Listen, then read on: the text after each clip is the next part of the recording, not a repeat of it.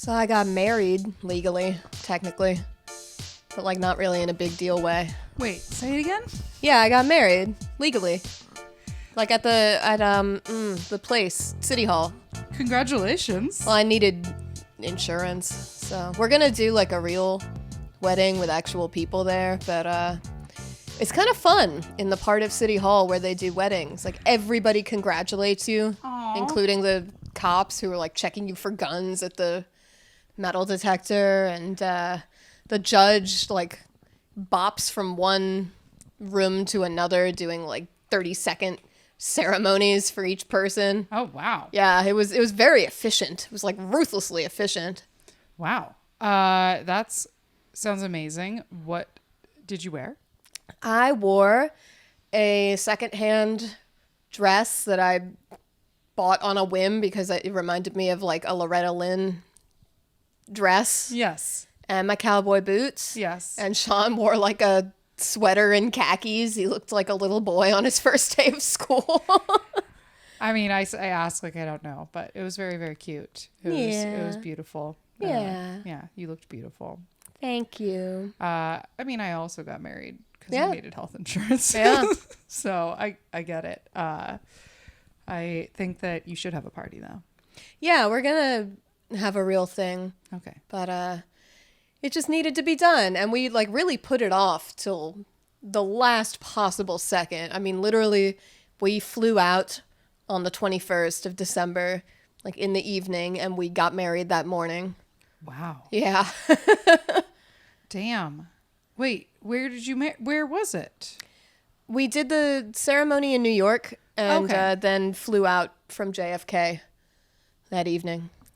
Where'd you go? Oh, to San Francisco to visit Sean's brother and their kids. Nice. Oh, nice. Big old family Christmas. Oh, fun. Oh, okay. That makes sense. Okay. I was like, yeah. Okay. That makes sense. I thought you were saying you flew somewhere to get married. And then I was No. I got turned around. How was seeing his family?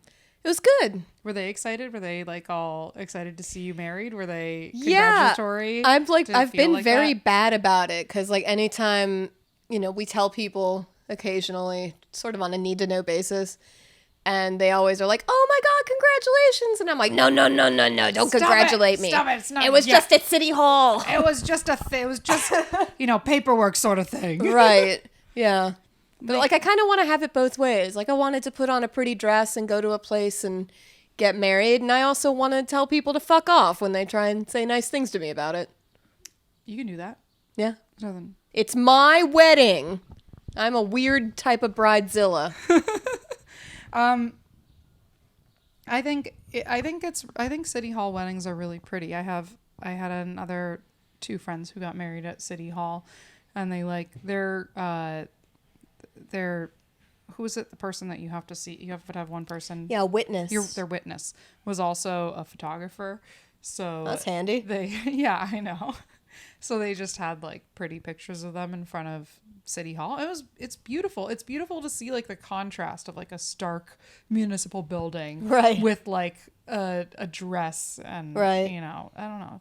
Yeah, it's that was cute. the other cute thing is like every other person in the building obviously was like there to get married, and so it was all different kinds of white dresses and tuxes. Yeah. Sean said that he like had to use the bathroom a couple times, and every time he went in there, some groom who was nervous had like left his phone or his wallet or Oh my something. Oh my God. When we went to go get our like wedding certificate that you have to like fill out, you have to have the guy fill out when he's marrying you, that we had Will fill out when he was marrying us. We brought the wrong forms. So we like went back in and we went like back and forth. We had the wrong forms. Then we left. We got other forms. Then we had those wrong forms. Then we left. Then we came back. We had the right forms when we first went, but they were from a different state, so they couldn't figure it out. It was so annoying. Jesus. But it was weird because we walked in, and the first time, like, we sort of were like, the security guard was like, "What are you coming in for?" And we were like, to get our wedding certificate. And they were like, "Oh, congratulations. Oh, have fun." And then we left. And then I was like, "We'll be back." Oh we were going God, to yeah. the library to go to the printer, and that which was right next door, and then come back. And we came back. And we're like, back again. And then we left. So these security guards got to see us get like more and more frustrated. And of course they remembered us because, you know, we were like doing this fun thing. And they have to always ask you what floor you're going to. And it's always the marriage floor. Oh my God. And I was like, oh, this is so upsetting. But the people there, like everyone else there was full of joy. Yeah, everyone else. They were having the best day of their lives. Everyone else seemed to be having a good time. We were stressed out. Yeah, that sounds about right. Yeah, but I gotta figure it's not a bad place to work. Like if you're gonna work in City Hall, get to work on the marriage floor. Yeah. Everyone there's in a great mood except you.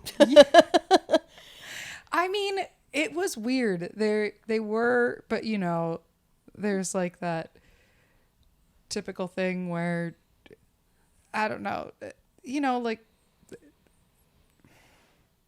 we had to have the exact right papers, and I think they could have just easily said like, you know, it's okay, like whatever, right? Like looks close enough, whatever.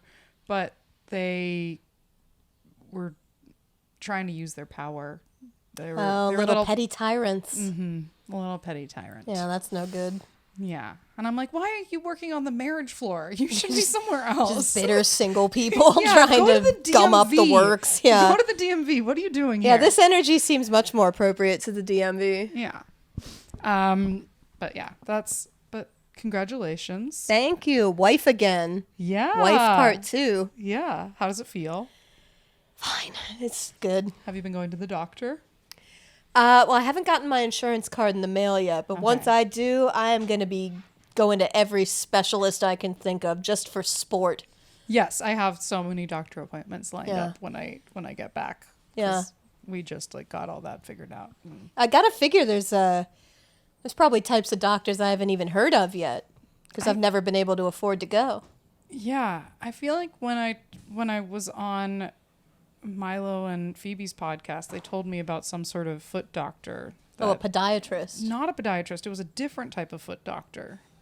How many types can there be? One guy can't handle it? It was like more for like the skin and like ailments on your feet that are like to do with like skin rather than you know the bone structure or something. Anyway, I was like, well, I got to get one of those, I guess. That kind of doctor sounds like a gross person. It does. Actually, I had a podiatrist in high school because I was a runner, and so I needed to get inserts because I don't have even feet or something. I don't know. I run uneven. I have it doesn't wrong matter. with your feet? You have uneven feet. My feet are perfect, actually. Yeah, they are. They're good. I'm like looking at them now. No, they're in tights. You can't see them, but they're fine. I'm just looking at the shapes. They're normal. They look pretty normal. Yeah, they look pretty normal. But the doctor's name was Dr. Gross. And I was like, that's a very funny name for a podiatrist. Little on the nose. Yeah. My mom's podiatrist was named Dr. Footer. What? Can you fucking imagine? Well, that's like nominative determinism. Yeah, at that point. Or you have to... Or you changed your name. Weird. Very weird move. I think, like, become whatever kind of doctor you want to become. But, like, if you're a gynecologist, you're not going to rename yourself Dr. Pussy. Like, there's a limit. There's a limit to the bounds of your profession. I had a psychiatrist one time named Dr. Stable. And he was wild. Was he unstable? Sort of. Yeah. He had a rolly chair that he was like sitting next to me next to the couch, and then like when I would explain something to him, he would roll over to the filing cabinet and he would pull out the bottom drawer, and it had a bunch of samples of pills in there, and he would take out like a little mini pill sample thing and toss it over to me across the room and be like, here, try this out. You can't get up and walk to your filing cabinet? You have to roll? Very nonchalant, very weird feeling. I was like, well, okay, I will. Yeah. He diagnosed me as things that I had never been diagnosed as before. I was like... Psychiatrists all like to put their own little spin on your situation. Mm-hmm. You know, you go to a new psychiatrist and you tell them all the stuff that the last psychiatrist said, and the new one's like, good news, you have bipolar. And I'm like, I don't know that that's true. We've met for 20 minutes one time. I think maybe some of them just project. Oh, so they're bipolar. Dr. Stable called me bipolar. Yeah, I've been called bipolar by doctors that, like, in retrospect, I do not trust. And, like, only those doctors. Yeah, I think it's them. Yeah. Yeah. Anyway, should we introduce the pod? Yes, welcome to Low Culture Boil, the trash podcast about trash culture. I'm your host, Rex King. And I'm your host, Amber Rollo. And today we are talking about macaroni and cheese. Mac and cheese. I had to check like 3 times to make sure we hadn't covered this already because I can't believe we haven't. I cannot believe we haven't. And because we're in person, we were like, let's do video. I loved that idea. Rax sent that idea to me and I was like, yes, let's do it. I'm going to make myself look okay. I'll get ready. What do you wear for mac and cheese? We went 2 different directions with it, as you can see. I'm wearing our very own Stop Being Rich merchandise, and Amber looks really cute, actually. She's putting me to shame a little bit. I'm wearing a little dress. I thought about it and I was like, well, I feel like mac and cheese is either like got up late and I was just like wearing whatever's comfortable around the house, or Thanksgiving dinner. Because those are the 2 times, not the 2 times you eat mac and cheese. It's just a very versatile food. There is not a specific situation. Yeah. But you have like the mac and cheese bake.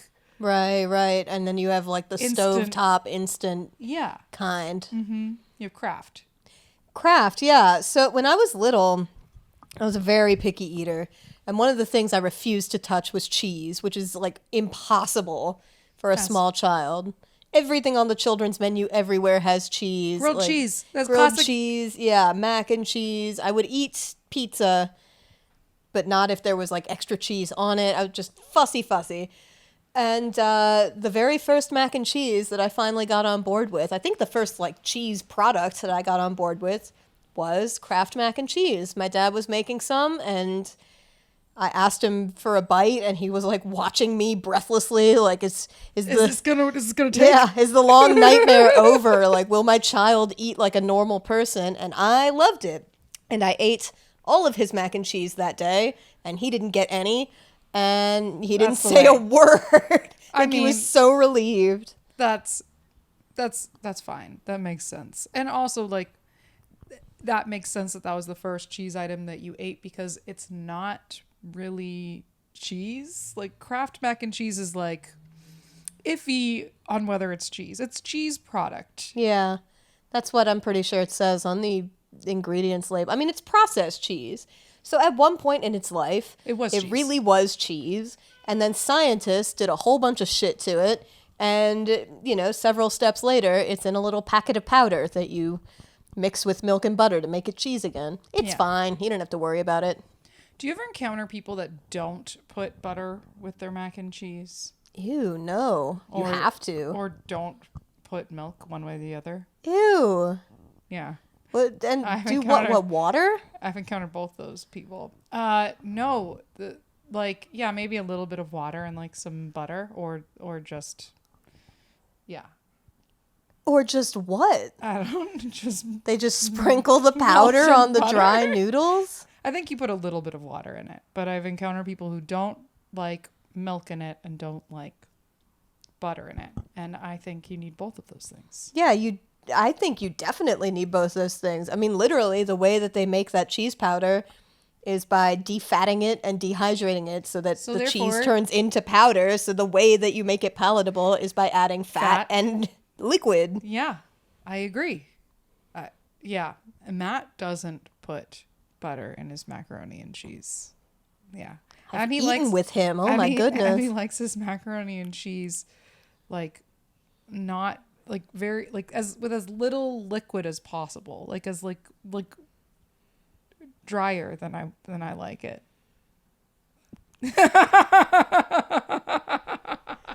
I don't know what to do with that information except that I hate it a lot. Sorry. It's weird. That's heinous. So when I make mac and cheese for us, I will just like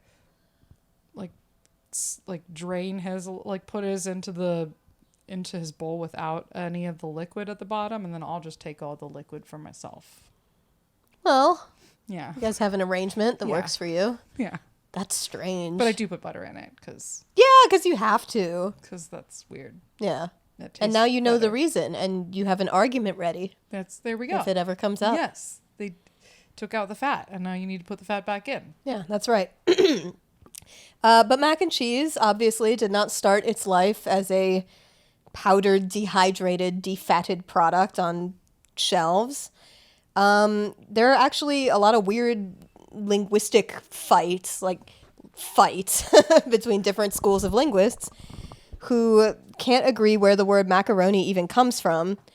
But the most popularly agreed upon origin for it is the Greek word makar, which means blessed. I'm not just talking to myself. Amber had to close the window. I'm sorry, I had to close the window. I just didn't want there to be so many like construction noises. No, while there we were are a lot talking of about it. noises. Yeah, welcome to my life. The most popularly agreed on linguistic origin for the word macaroni is the Greek word makar, which means blessed and refers to like sacramental food. So literally, mac and cheese is holy. I love that. Yeah. That's funny because it also has a little hole in it. Oh my God. Detestable person. That sucks so bad. It's like It only does the have a same way little hole. SpaghettiOs are. No, it kind of is. Yeah, God help us. Also, sidebar for like historical scene setting purposes, I feel like we think of pasta in general as like really cheap, and a box of it costs $1. That's how Yeah. it's been for as long as I've been alive. But for like centuries into pasta's commercial origins, it was actually a luxury food. Because really? even once it could be commercially produced in like the 1400s or so, it was such a pain in the ass to make because semolina flour is a pain in the ass to work with, that it just, like, even being commercially produced didn't make it that much more widely available. And in fact, they would have like night watchmen at places where pasta was produced to prevent like plebeians from sneaking in and thieving it. Yeah. Huh. Yeah. Was a luxury Very- food. That makes sense. I mean, you don't think about it, but until like industrialization came into food processes, like you had to do things by hand. Like you had to be like rolling shit out. That's an expensive item then. Yeah, Sean and I are actually going to take a pasta making class, and I'm really looking forward to learning firsthand what a pain in the ass this is.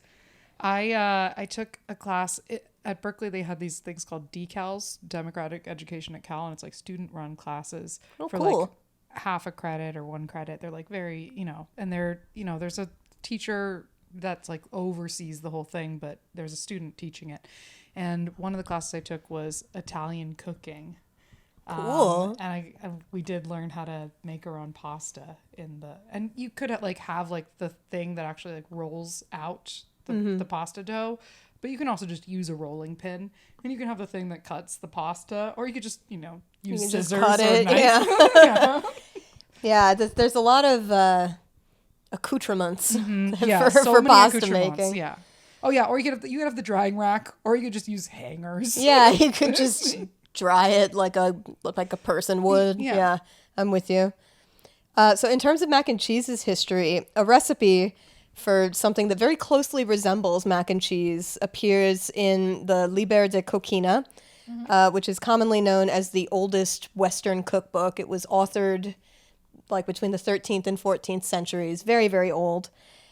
Interestingly, throughout the cookbook, where we would use the word pasta to refer to like all different types of noodles and dumplings and whatnot, the common pantry word of the time was either lagana or lasagna, which Lasagna. yeah. We know lasagna. Yeah, it was like a pantry word. It used to refer to like all different kinds of pasta. That makes sense to me because like lasagna is just a sheet. Yeah. Like then you can cut it into whatever type you want. Yeah, that I think was the energy they were trying to bring. And then as time went on, the pantry word in America became macaroni. That was the word that we would use to describe every type of noodle, which is very stupid because it's dumb. such a particular type of noodle. I disagree whatever. with that one. Lasagna, I get. Macaroni, that's an elbow noodle. Yeah, it's an elbow. It's just the one type. Let's not Let's not try this shit. Ooh, what happened? It's still recording. It's Oh, just okay. being a bitch. There is also a quote-unquote mac and cheese. It's a casserole of hand-cut pasta and cheese sauce called macaroons. Ooh.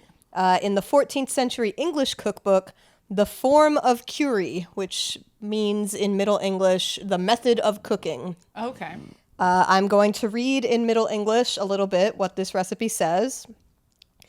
Take and make a thin foil of dough, and carve it in pieces, and cast him in boiling water and steep it well. Mm-hmm. Take cheese and grate it, and butter melt.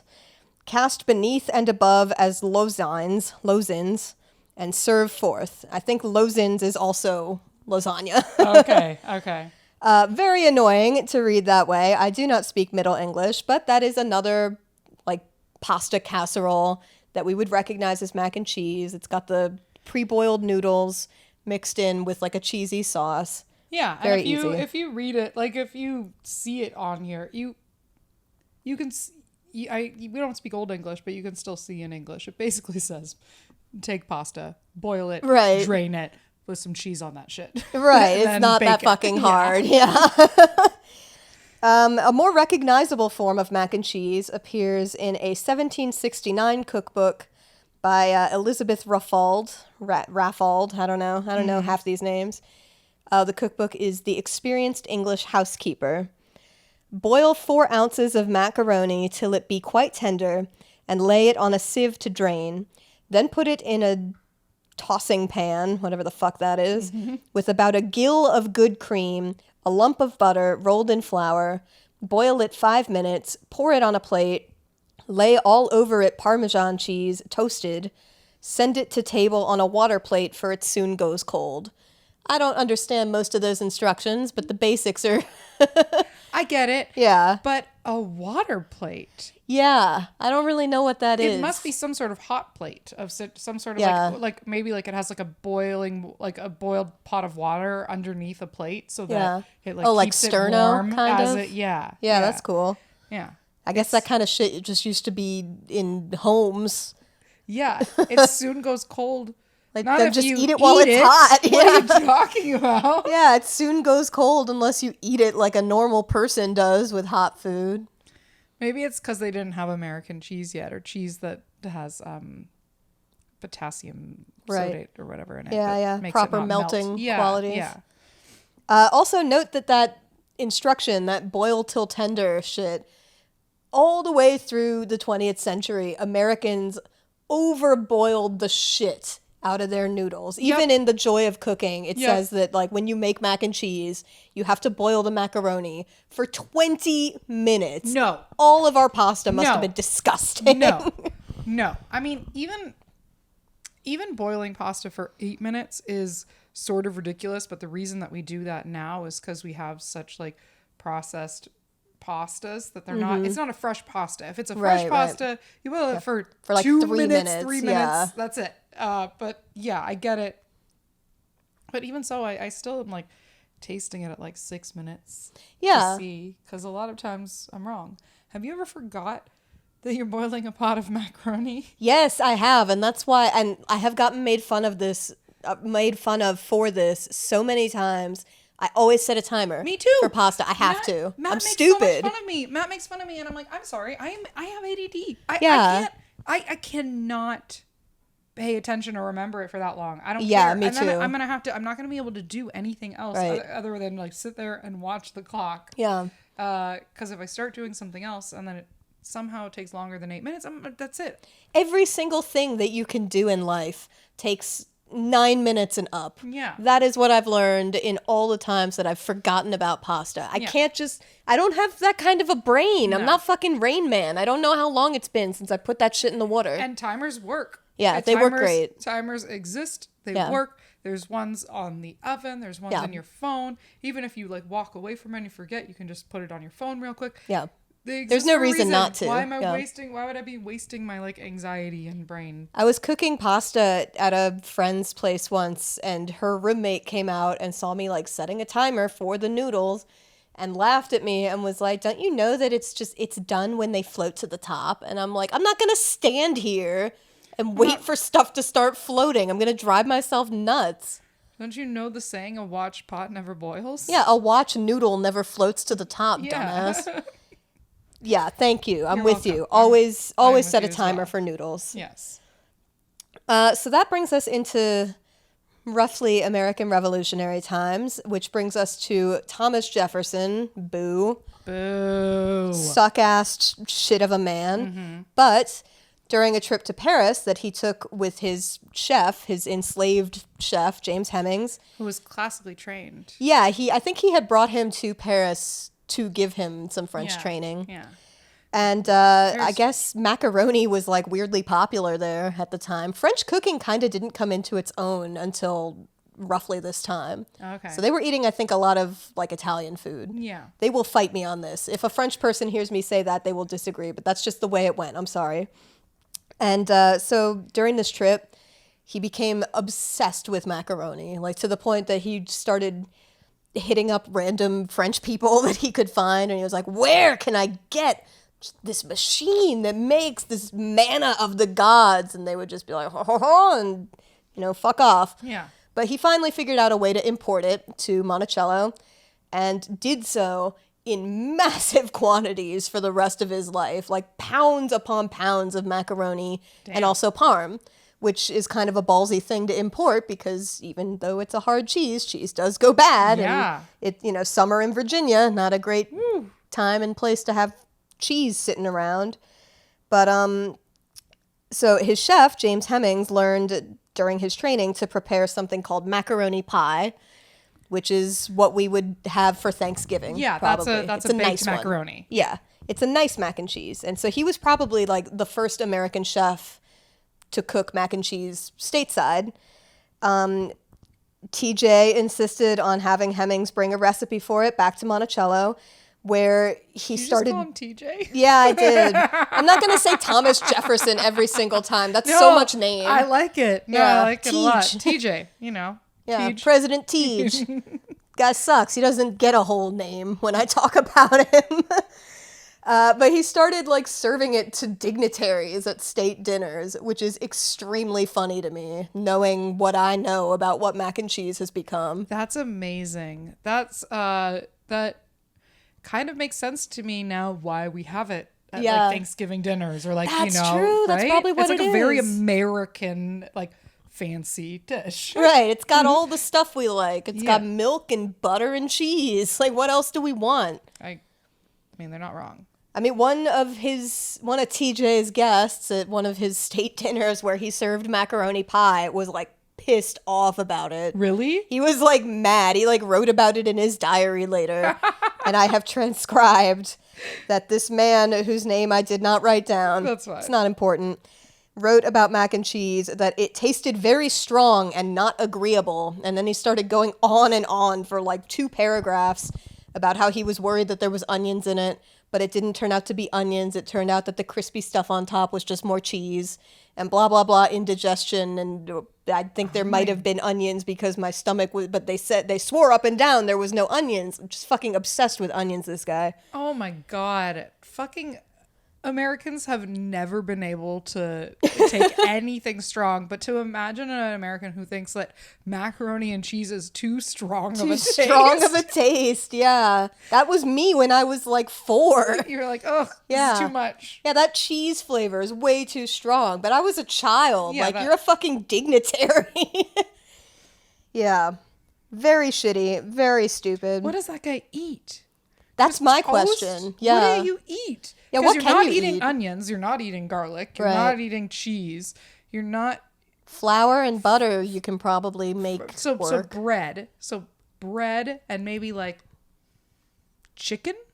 Yeah, bread with white sauce was very common. I think throughout American history, pretty much, we've had more access to meat than like any other society. So I think that when people would like go on and on about how they couldn't take strong flavors, they couldn't take onions, it Oh, was it's too 'cause- heavy. It was what they mean is like there's no meat. Yeah, we there's no eat meat. unseasoned meat that's been cooked for 5 hours. Well, Yeah, well, we were not always eating that good. We were really disrespecting meat for a long time.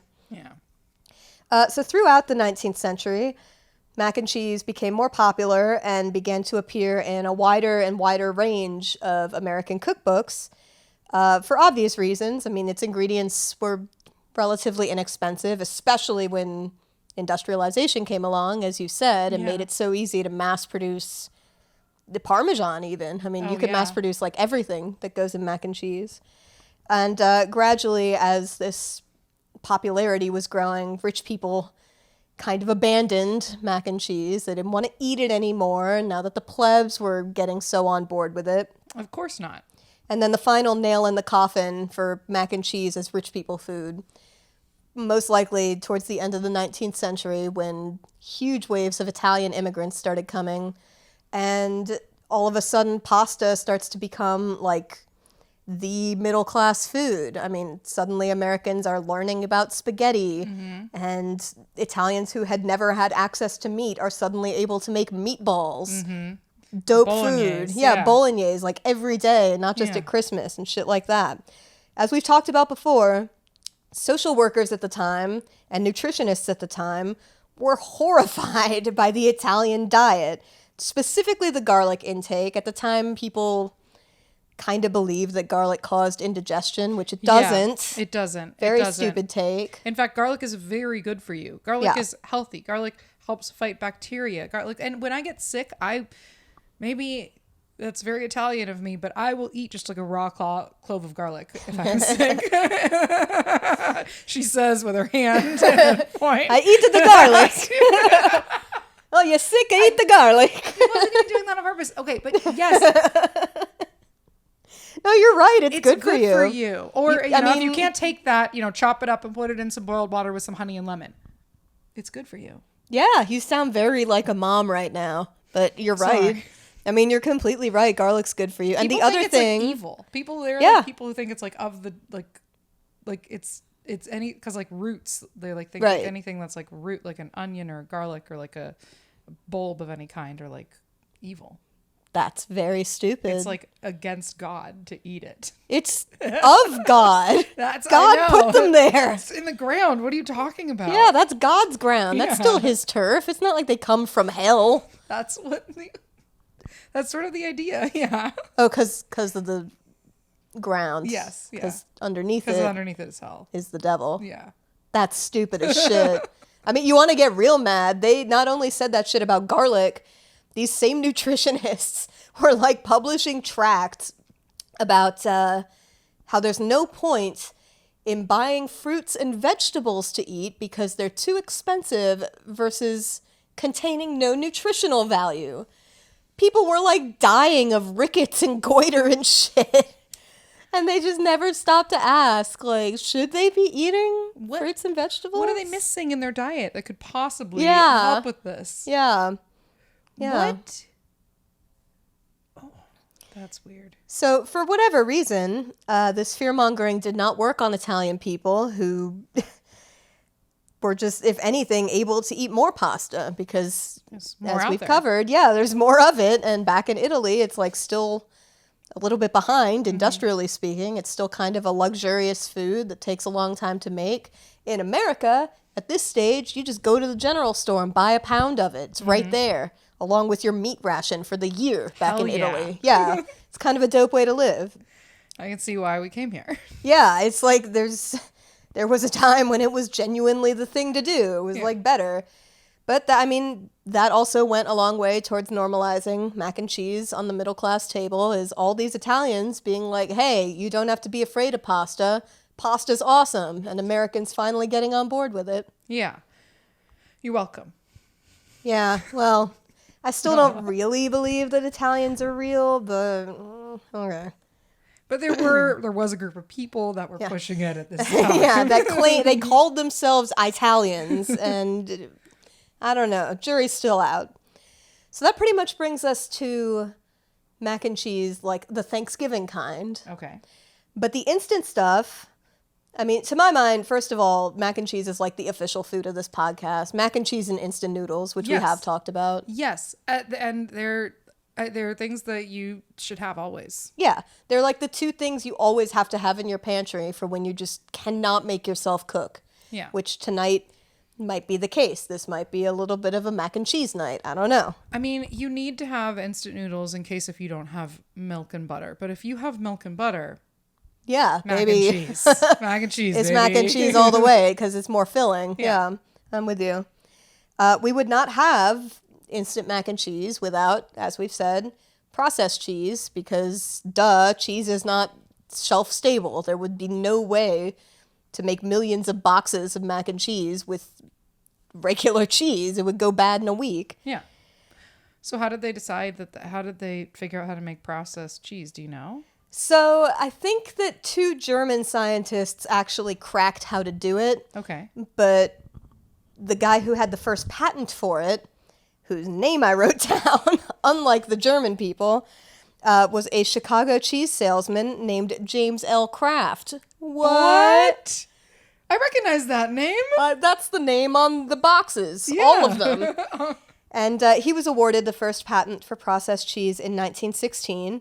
His first big processed cheese customer was the U.S. Army, who bought 6 million pounds of processed cheese Oh, to feed soldiers during World War I. yeah, makes sense. But damn. 6 million pounds, yeah. Damn. When the war was over, Kraft wanted to keep the party going, obviously, and he took the potential of his processed cheese a step further into the powdered form that we now know is belonging to mac and cheese.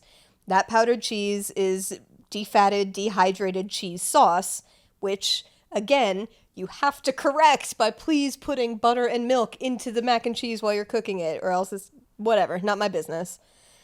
It's my business, though. It's Amber's and business I will for say, sure. you have to do it. Kraft introduced its first instant mac and cheese in 1937 with the tagline, "Make a meal for 4 in 9 minutes." Does it take that long still? Yeah.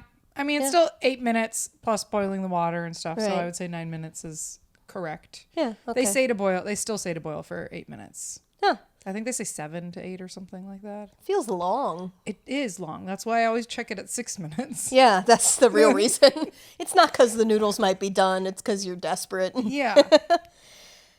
So again, this fucking cheese salesman's timing was perfect. Oh, there is like a 1 minute Kraft mac and cheese now, though, that you can put in the microwave. Well, no, that's with too like fast. The like the Velveeta kind of sauce. I don't like that stuff. I don't like that either. It doesn't taste right. I like watched a few Kraft commercials like from the 70s, and they all show just these pornographic shots of the Velveeta cheese Oh, being like God. drizzled and poured, and it's just No, it's like give me a shudder just to think about it. I don't like it.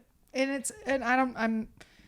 Have you ever used that cheese? It doesn't pour like that. It glops. It glops. It's Yeah. a gloppy. You'll get goo. one big glop on Yeah. its way out of the packet. Yeah. And then a second fat, disgusting glop. And there'll be a sound. and then you have to squeeze Yeah. to get any of the rest out. Yeah.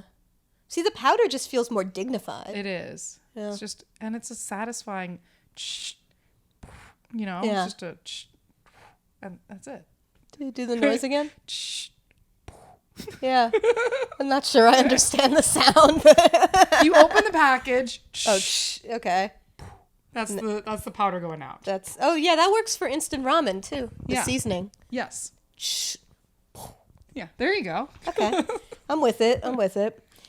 So Kraft introduced its first boxed instant mac and cheese in 1937.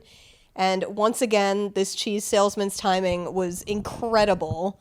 He managed to invent processed cheese right before World War I. Boom. He managed to invent instant mac and cheese right before World War II. Bunch of meat and dairy rations, hard to get a good meal, but you could get 2 boxes of Kraft mac and cheese for just 1 ration point. Damn. That's pretty good. Yeah. That's great. Did he sell any of the boxed mac and cheese to the army, I wonder? I tried to, I couldn't tell. I don't know. I mean, it seems like it would make more sense at home. Yeah. Because, like, the processed cheese, the slices of it, Yeah, that makes sense to feed soldiers. You just stick it in a sandwich. Yeah, but for soldiers to have the powdered stuff, Yeah. it'd be, then you have to add milk and butter. That Yeah. wouldn't work. You have Yeah, to and have you're already something that- rationing it. Yeah. Yeah. Okay. Yeah, so, and also, like, I don't You know, can't cooking add- hot food on the front. Yeah. You'd have to add powdered milk to the powdered cheese and then God. add water to it or something. You're just making powders at that point. Just do a line of mac and cheese. Yeah, ew. I'm sure someone's done that before. I'm sure there's a YouTube video of it. I don't know that I want to see that ever in my life. I don't either. Yeah. You could do it with a macaroni noodle. Could you? It's curved. It's kind of curved. You have to get a long one. You could do it sideways. I don't know. Or you could just not do any of that. You could just go to church and fear sorry. the Lord. My mind went there, and now I have to figure it out. I'll give you $10 if you snort some mac and cheese powder. $10? Yeah. That's all it's worth to me. I could buy some AI art. Finally. Fucking finally. No, you can't spend it on AI art. That's the one stipulation. That's fine. Yeah. I'll think about it. Think I about need it, to see yeah. if I can do it with a noodle. If I could do it with a noodle, then I will do it. But There are Actually, hollow noodles. no. There's bucatinis. I shouldn't do this, Rax. I have a hole in my septum. I can't snort things. It makes me sick. Ah, come on, $10. Fine. Also, the product was cheap, and this was the Depression, so that's another good reason to have something boxed and gross and easy to prepare, just available. Yeah. Although at the time, I mean, people now tend to think of mac and cheese as a little gross and like trashy, right? It's trashy comfort food. At the time, people really weren't bothered by how like obviously unnatural processed cheese was, because to them, natural meant, you know, you have to drink warm, unpasteurized milk that just came out of the cow, and it's most likely going to make you sick. Sometimes it's blue, depending on what they were feeding the cows. Yeah, I sometimes mean, you just have to drink it anyway. Maybe natural means you're not getting any vitamins in your food, and they are able to fortify stuff like mac and cheese with vitamins. True. You don't have any fresh food ever because you don't have a refrigerator. Like, natural's not that great for a lot of people. Yeah, that makes sense. I mean, yeah, they didn't have farmers markets sort of situation. Natural was not upper class the way that it is now. Right. I feel like there's a lot of kind of well-off people trying to go more trad, you know, and the vibe is like, you know, look at my beautiful homestead. All of our milk comes straight out of the cow, and it's like, it's warm though, right? Like, If it's not warm, it's not trad. right. If it's not warm milk, you're not really doing it. And if it is warm milk, that's fucking disgusting. Gross. That was in a cow. Gross. That was just now in a cow. I saw it come out. Ugh. Like, that's always bothered me about trad shit. Like, you kind of don't know how good you have it. I mean, Yeah. go be with nature and make more of your own stuff. That makes sense. But That's to have nice. it be like a philosophy, To have it try to be going backwards is weird to me. Right. Just enjoy what you have in this time period. You can go, there are farms now. You don't need to like pretend like you're in, you know, the 19th century to do it. You could right? you could just do it now. Yeah, you don't have to like submit to your husband. You could just milk a cow and be normal about You it. could have some chickens. Yeah. And also take turns doing the dishes. Right. Yeah. Oh, I want a chicken so bad. Yeah. I mean, well, actually, it's a good idea to have a chicken right now. Not if you have an apartment, but you know, eggs are so fucking expensive Yeah. that people are I spent $5 for a dozen eggs the other day. I just saw someone post like 18 eggs for $8, and I was like, it was like 45 cents an egg. That's like almost 46 cents an egg. It's a lot of money. That's not, I might as well just buy an egg at the deli. Like, Right. that's weird. Yeah, and I've been using them slow as molasses, too. Because I'm like, these eggs were $5. Just hold them close. Yeah, I got to make them count. I want to, like, raise them as my own. Yeah. I'm, like, spending more money to cook eggs than, like, putting a kid through college right now. Yeah. It's not worth it. So, we should get chickens. I want chickens so bad. But I don't... the problem is when you have chickens, you got to worry about a fox and whatnot. Well, that's Snakes. True. That is true. And then you just open yourself up to a whole world of animals that I'm not really ready to deal with. Coyotes, if I had chickens, you definitely have to worry about coyotes. I don't want to do that. I just want to have chickens but not have any problems. I I saw that the mountain lion died. B-22. He was put down. I think it's bullshit. He ate he killed a couple dogs, but they were in his neighborhood. Yeah. And you shouldn't be keeping your tiny dogs out late at night in Certainly California. not. Where there's not just mountain lions, there's, like we said, there's coyotes, there's like everything's like a hawk. A hawk can eat those dogs. I would not put my little dog outside after dark by herself here. Yeah. So don't put the mountain lion down. Put down those owners of that dog. Yeah. I think that's right. Yeah. If your dog gets eaten by a predator animal and it's because you were dumb, that's your problem. Be less dumb. I agree. Yeah, it was sad. Anyway, that was my presentation on mac and cheese, and especially instant mac and cheese, a food that I will forever love. Me too. With milk and butter in it, though. That's key. What do you put on top of your mac and cheese? Anything? I gotta put parm on top, but I use the kind from the green shaker. Oh, no, that's the only type of parm that you should use. Yeah. And I pretty much only use it for that. I use the green shaker parm if I'm making spaghetti with butter and cheese, or if I'm making boxed mac and cheese. Otherwise, I grate the fresh kind. I don't put Parmesan on it because, I mean, I don't know. I don't need more cheese on it, I guess. But I put hot sauce on it. Oh, hot sauce? Or sometimes like a garlicky like chili oil sauce. I like it, yeah. That's good. Sorry, Matt, but he's a sicko from the Midwest. He puts ketchup on his mac and cheese sometimes. Ooh. Yeah. I was afraid you were going to say ranch. Oh, no. Oh, God. Oh, God. Do people do that? Well, I don't know. You put the idea in my head. Oh, I hope not. But ketchup is too sweet. Yeah, I don't like ketchup to begin with, like at all. Me too. Neither does Sean. Mm-mm. I've heard it. There's like there's ketchup out there that's sugar-free ketchup. I'd like to try that. At the restaurant where I work, we use like banana ketchup. It's like Filipino ketchup. Yeah, I want to try that. It's really tasty, but it's also like constantly a power struggle with customers who are like, "Can I get a side of ketchup with my fries?" And I'm like, "It's banana ketchup." It's banana ketchup. It's the only kind we have. And they're like, "You can't get me ketchup." And I'm like, "It is like just it goes on this conversation for a long time sometimes." Oh my God, is it yellow? What does it look like?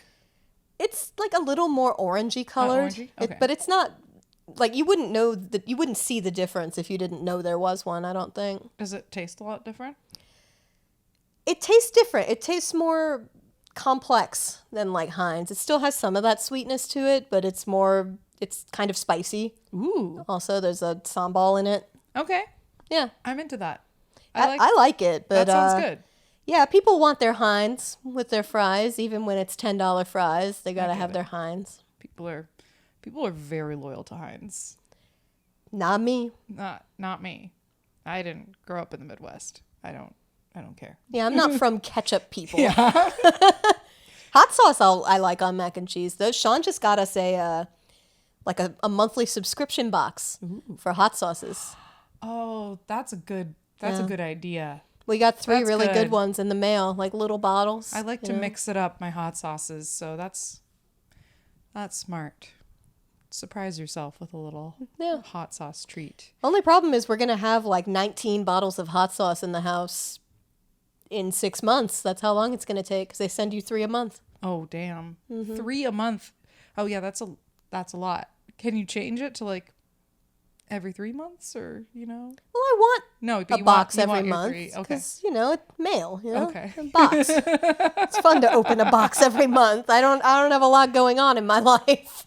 True. Okay. Not that you don't have a lot going on in your life, but I get the idea of wanting a box a month. You want a box, yeah. Yeah. And you don't know what's in it. That part's important. It's a surprise. It's a present every Yes. month. I'm gonna choose to believe that this is still recording video. Yeah, me too. It is. So, well, that was good. I liked learning about macaroni and cheese. I like to know that it is holy, and yeah, it's good. And I can't believe we hadn't done an episode on it yet. I know. And I'm not at all surprised to learn that World War I and World War II were part of it, because that's every time we look up a trashy food, I feel like that comes up. It's like, this is the shit they were feeding them in the trenches in World War I, and you still eat it, you disgusting pig. And I'm like, I know. I should say, I should credit 2 pieces of writing that I ripped off heavily for this episode. One is just called Pasta, and it's by Corby Kummer for The Atlantic. And then there's also How Boxed Mac and Cheese Became a Pantry Staple by Jeffrey Miller for Smithsonian Magazine. You can't sue me. I said both your names. I think you should have titled the one thing something better than just pasta. In all caps. Yeah, pasta. Is there an exclamation point? No, I don't know why I'm saying, because you can't do all caps with no exclamation point. No, it's just in there. But I was just curious. I think if there were no exclamation point, but it was still all caps, it should be like pasta. No, it's equal emphasis on the whole thing, not at the end. It's pasta. Yeah, like you're announcing it, but not like you're excited about it. Yeah, all caps with exclamation point. That's how I was doing it before. I'm so sorry. I did audibly put in an exclamation point where there was none. I did not mean to. Like, Corby Kummer. now. Yeah, that's right. That's right. Well, thank you for listening to Low Culture Boil. Thank you. If you are a patron, thank you so much. If you want to become a patron or send this to someone who wants to become a patron, they can sign up at patreon.com/lowcultureboil. You did it perfect that time. Thank you. You can also follow us online at Low Culture Boil on Instagram or Twitter, or on YouTube at youtube.com/lowcultureboilpodcast. And we will talk to you next time. Love you. Bye.